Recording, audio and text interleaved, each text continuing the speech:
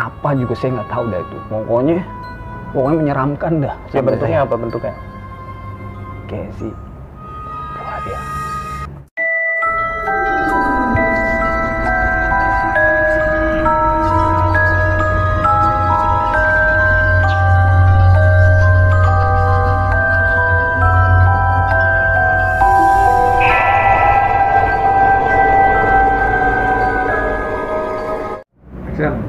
Assalamualaikum warahmatullahi wabarakatuh. Salam sejahtera bagi kita semua.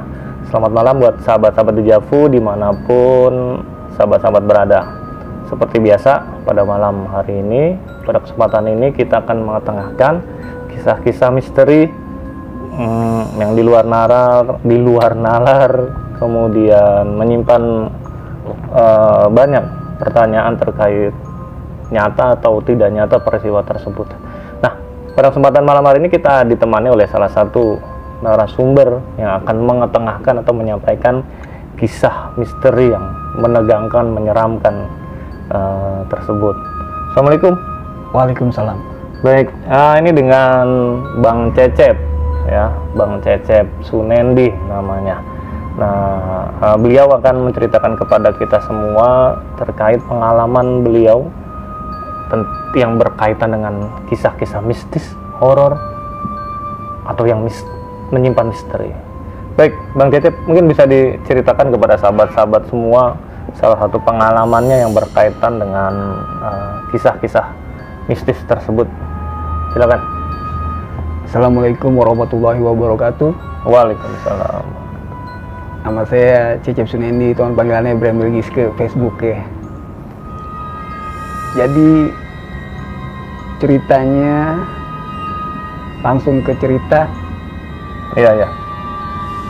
Ceritanya dulu tuh di sini tuh masih kebun, masih sawah. Konon di sini dan di belakangnya sawah itu ada sungai dan kali Sadane namanya. Pada saya dengan teman saya bernama Nata Ateng lagi mau menjala ikan di suatu malam itu, Kang. Di Kali Sadane? Sadane. Malam itu begitu ya, bulan purnama sangat indah lah untuk mencari ikan pada malam itu. Kebetulan malamnya malam Jumat, Kang. Kami bertiga itu pertama biasa-biasa aja, Kang. Lempar jala, dayung lagi koleknya. Oh, berarti mencari ikan dengan menggunakan perahu. Tengah malam. Ke tengah Kali Sadane itu. Kali Sadane. Dengan menggunakan jala. Oke. Dan ketika itu, wah, mungkin kan ada pantangan apa. Kebetulan saya sendiri gitu. Jadi kayak mohon maaf sebelumnya, melanggar pantangan itu. Gitu. Apa pantangannya? Di situ kan nggak boleh kencing di suatu malam, terus nggak boleh. Maksudnya nggak boleh buang air ke kali? Jadi malam itu pantangannya. Malam itu. Dan saya nggak sengaja, namanya nggak tahu atau lupa namanya. Nggak tahan. Sehingga nggak tahan juga. Terus ketika itu saya pertama sih biasa aja gitu. Itu posisi masih di atas perahu? Di atas perahu. Ketika itu perahu lagi didayung, nggak lama ada angin kencang. Tiba-tiba, nah dari dasar air, dari dasar sungai itu berbentuk apa juga saya nggak tahu dah itu. Pokoknya menyeramkan dah. Ya, bentuknya apa bentuknya? Kayak sih. Wah ya. Jadi dari dasar sungai itu muncul seekor sosok buaya siluman. Konon. Seekor buaya siluman. Kenapa dibilang buaya siluman, bukan buaya asli hewan? Kalau di sini sih kayaknya, kalau buaya asli kayaknya nggak mungkin, Kang. Sebab konon ceritanya di sini juga kan mengandung misteri juga. Sungai Cisadane itu kononnya kan dari prajurit apa gitu pernah muncul buaya. Buaya. Kemudian itu melihat dengan mata kepala sendiri. Betul, saya langsung itu bener. Dan si Ateng sama si Nata tuh dia bilang hati-hati. Berarti bertiga melihat dengan mata kepala sendiri bahwa ada penampakan seekor buaya. Ada. Tapi berhubung pada waktu itu saya buru-buru minta maaf, jadi Uyut, Ampura, mohon maaf kalau saya lancang atau melanggar pantangan yang ada. Masih ngikutin tuh sosok buaya itu, katanya sih buaya putih. Dia nongolnya dari jembatan sana. Pertama air blebek Seperti beriak air itu. ya, lumpur naik ke atas, kepalanya dulu nongol tuh, Kepala buaya itu. kepala buaya. Untungnya kami nggak sampai, perahu itu nggak sampai ditebalikin. Kalau ditebalikin nggak tahu apa jadinya. Jadi bertiga ini melihat penampakan buaya itu mengejar. Ngikutin perahu kami.